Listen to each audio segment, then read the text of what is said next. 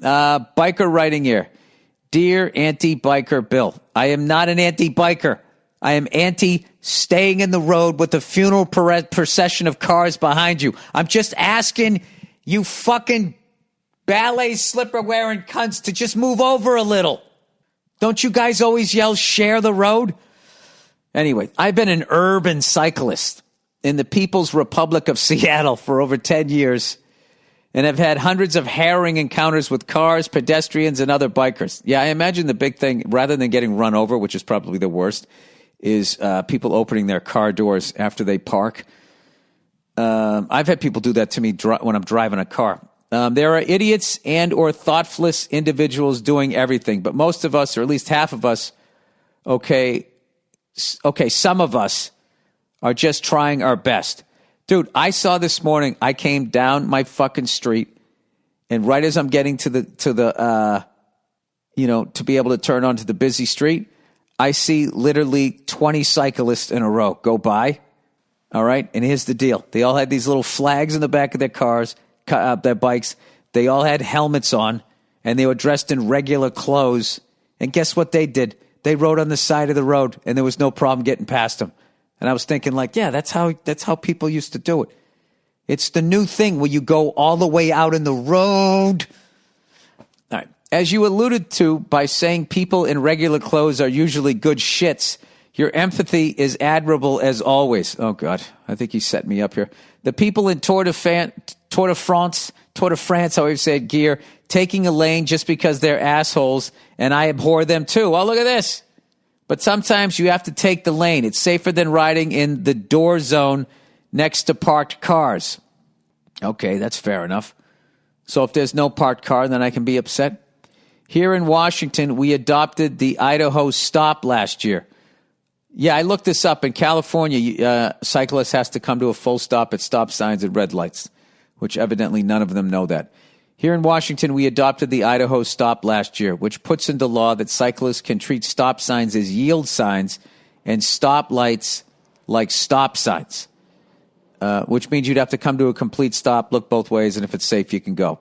They've been doing this in Idaho since the 80s, and it has proven to decrease traffic for motor vehicles and bikes alike, as well as reducing collisions and fatalities. Well, then that's good. Then I'm all for that. It's also how most bikers behave anyway. Furthermore, cyclists have killed exactly 0 people, not including themselves, by running traffic lights. Well, dude, that's the point. That's the point. Is that you're going to run the light and then somebody's going to come the other way and then kill you. And then for the rest of their life, they have to deal with the guilt of that. So because they don't kill anybody, that they should be allowed to ride out in front of people and then get themselves killed, and then the person has to fucking live with that? I don't know. Whereas over 38,000 people die in car-related crashes per year in America, so the onus is on them to be more cautious. Wow, dude, you really took a leap there. Okay. So I would tell you this, buddy. I am way more cautious if I was to be riding a bicycle down the street, knowing that there's cars and people texting. So I don't think that riding around, maybe you're not saying this, but it sounds like you're saying that riding around, well, it's not my job to be more careful. It's those people's jobs because they could kill me. I feel like if you're the person that could get killed, you should be extra careful and not blowing through red lights and stop signs, even if it fucking, reduces traffic, which is not why you guys do it. You do it because you don't want to fucking take your little dancing slipper out of the fucking hook on the thing there or whatever. Anyway, hope this wasn't too long. Now finish your kale and watercress nut smoothie. That actually sounds yummy.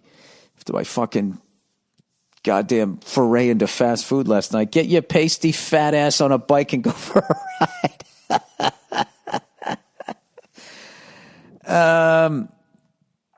No, dude, you wouldn't catch me on a fucking bicycle. There's just no fucking way. I'll ride a bicycle at a beach where there's like a fucking bike lane. I'll do that. But there's no fucking way I would ever be dumb enough to ride a bike down the street where the cars are, let alone dress up like I'm riding in a bike race. Who wants to die dressed like that? Was this guy in a triathlon? No, he was going to the post office. People sponsor that? No. These people, he's just free advertising. Anyway, all right, I'm going to stop being a cunt. I get it. It's better for the environment if people ride bikes and all of that stuff. So I respect cyclists, but if there's only one lane and you're right in the middle of it, is there any way you could just fucking move over for half a second? And if somebody gives you a little peep just to let them know they're there, not give them the fucking finger? You know, can you just fucking do that? And I've even brought up when that sea of angry kids all decide that they're all going to ride bikes down the street and they get super aggressive and start yelling at you as you're sitting in your car like, I don't know what I did. I'm just trying to get where I'm going, you know? Just like a bunch of kids who were never hugged by their parents riding by in this mob and then deliberately stopping traffic. Like, this is a protest. Against what? What? Your parents who didn't fucking hug you? All right, let's see what those protests are all about before I make another bigger fool of my... Bike swarms... I spelled it wrong. Bike swarms. Swarms of dragonfly. What do you write? Bike gatherings, stopping, traffic. Block while riding, group riding. The legal aspect. Oh, wait a second. Come on, this is a whole new world out here. All right, blocking. Oh, this is what I've wondered about. This is probably legal. Whenever taking to the road, safety is often at the forefront of our mind. Come on, buddy. Just get to the fucking point. This is like one of these fucking... It's like one of these fucking, you look up, how to make cinnamon French toast. Cinnamon French toast. The people really don't know where the origin is. I don't care where it is. It's called French toast. I'm guessing it's from France. If it isn't, I don't care. Just tell me the ingredients. Please. Whenever taken to the road, safety is often at the forefront on riders' minds. Maybe even more so when riding in a group. Staying together. Dude, there's literally so much advertising. I can't even read the words here. Staying together on a long ride can be challenging when maneuvering through city streets and intersections. One solution motorcyclists have found is Oh, this is motorcycles. It's a whole other fucking can of worms. I wonder what would happen if we all switched to fucking bikes. There's no way you could ever do it. I mean, people won't even put on a fucking mask for 3 minutes to walk into a 7-Eleven to buy some beef jerky without feeling like they're living behind the Berlin Wall and pouting and Gronk spiking a gallon of milk. I love when people do that. And then what? Am I supposed to clean that up? Is that what I'm supposed to do, you fucking baby? All those phony patriots. I love all those people with the American flag in their front yard and they act like they're a patriot. You're just a selfish cunt. That's all I'm really seeing in all of this. Okay? You're a selfish cunt. You just want cheap gas. And you don't give a fuck how many babies have to die. But when it comes time for you to step up and do the right thing for your countrymen, all of a sudden, I don't trust the government.